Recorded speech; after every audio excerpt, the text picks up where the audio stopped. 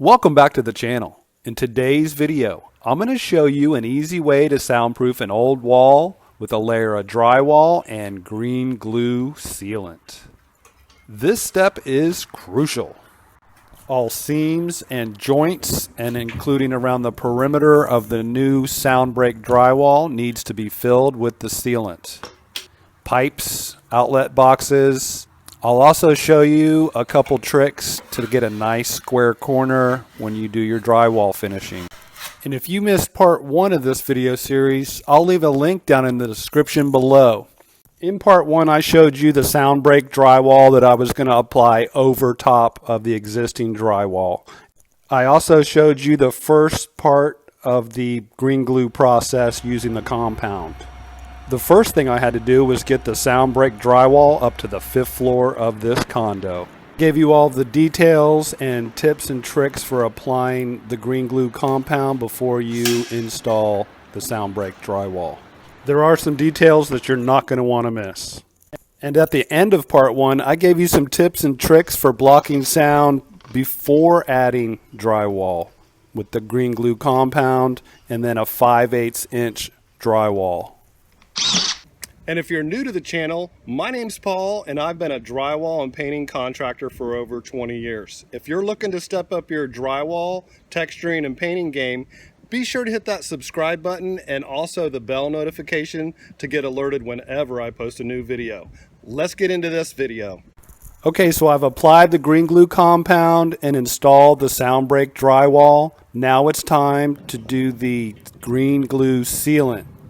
I left a gap all the way around the perimeter of the SoundBreak drywall. Specifications call for a 3/8 inch to 1/4 inch gap all the way around, including on the floor. So you want to leave the factory joints 3/8 of an inch to a 1/4 inch. And you want to fill until the sealant starts coming back out as you go.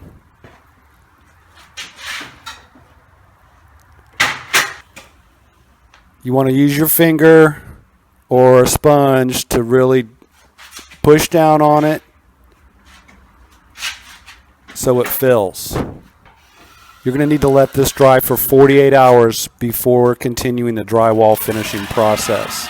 Now this little trick I like to do here is so I get a nice crisp corner. Otherwise you might end up with a rounded corner with the sealant. So I kind of square it off with my 6-inch drywall taping knife. I've done enough of these projects to where I know what needs to be done, and this is kind of my own little technique. I don't know if anybody else is doing that, but it works for me. So here we go. It's right along the factory joint. Just want to get it out a little bit so I'm not going back into where I'm squaring it up with my knife.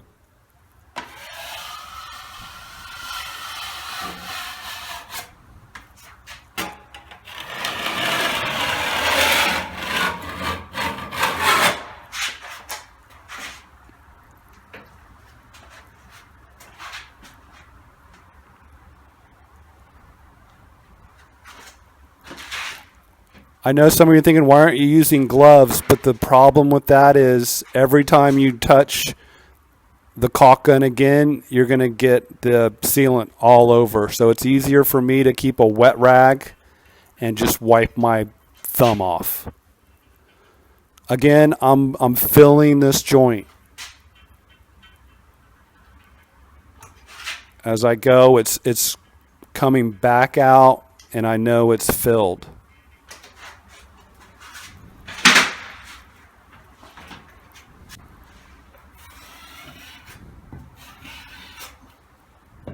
I'm going to use my knife technique again just to remove any excess.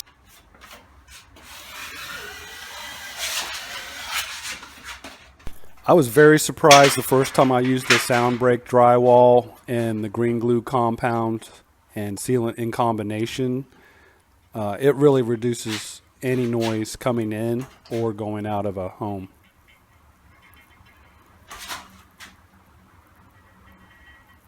This is an oversized caulk gun. The tubes are bigger than the average size caulk gun, but you can get these caulk guns at Home Depot or Lowe's or any of the big box stores.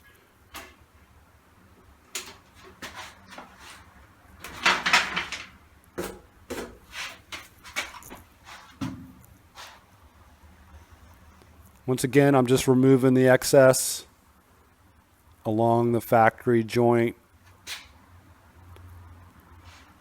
Like I said, these were 12-foot sheets, so there's not a butt joint in this area. It's a bathroom, so you do need to use the sealant on a butt joint, though.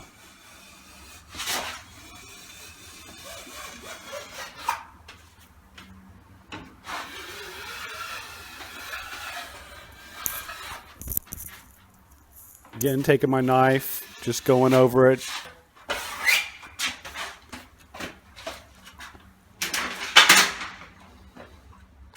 To work nice and tight when I'm doing the drywall finishing. All right, so we're going to be going around any penetrations,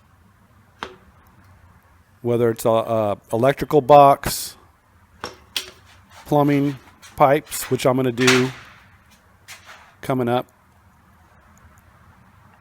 You want to hit all those spots with the sealant.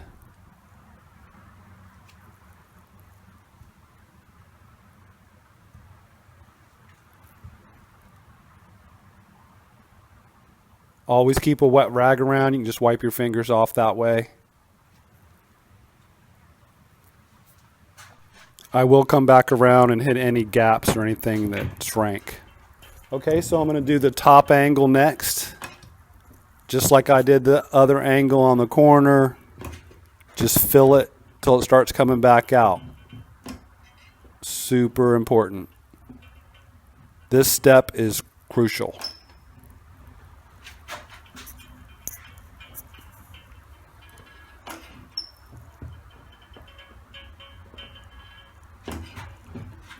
I just want to show you the whole process on this wall. I hope you guys are enjoying the video. Be sure to give it a thumbs up. Leave me a comment if you have any questions about my soundproofing process. I'll be happy to answer them.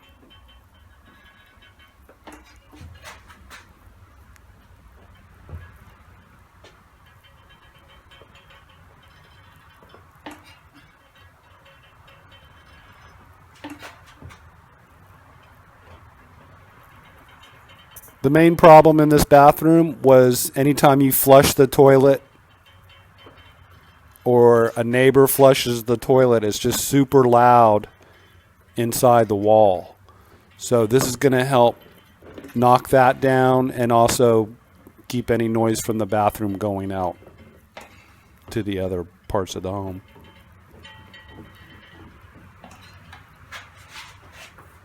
You just want to be sure to fill it all the way. Again, we're going over another sheet of drywall, so there is another sheet of drywall behind this SoundBreak drywall. I'm just going to take my thumb and go along and take off the excess sealant.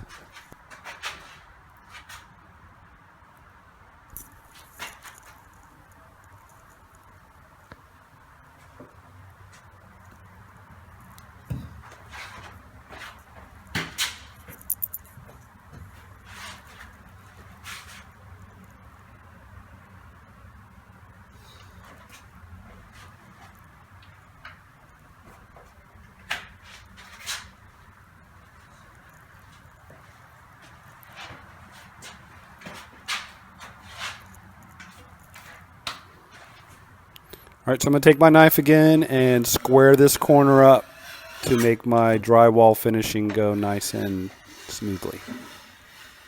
Just taking the excess off, squaring the corner up. Don't want a radius there before I tape it off.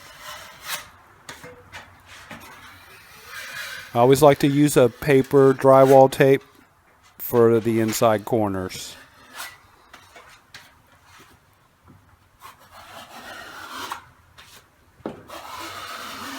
Again, once I have all the sealant up, it's going to take 48 hours before I can do any drywall finishing. The sealant needs to dry thoroughly.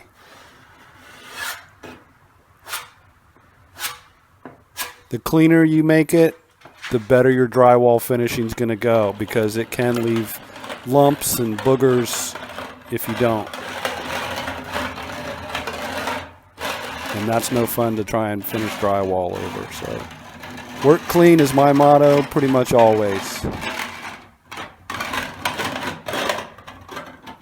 All right, there you go. Okay, next I'm going to go around these couple pipes that are for the bathroom sink.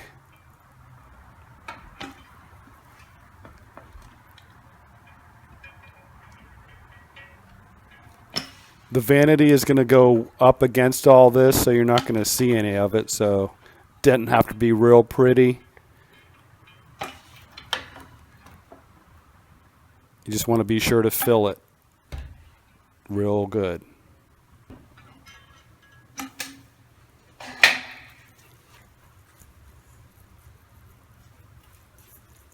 So I'm just taking my finger and pushing in as I go. I'm not going to have to do any drywall finishing around this or anything. I'll just fill the screw holes and tape off the joints. I do have a flush baseboard going in after this throughout this whole condo, so stay tuned for that. I did all kinds of cool stuff. Curved ceilings, flush baseboard. Stick around to the end and I'll show you a few clips of that. So what I'm going to do once I get this wiped down is just kind of take my rag and wipe around and knock anything off. Again, I just don't want a messy area.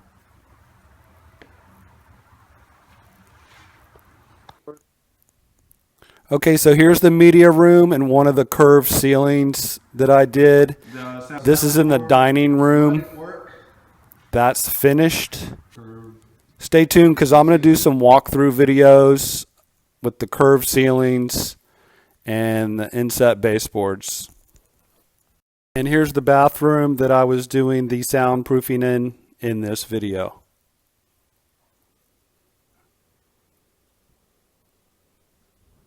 It's the inset baseboards. Again, I did this whole condo with the inset flush baseboards. That's the hall.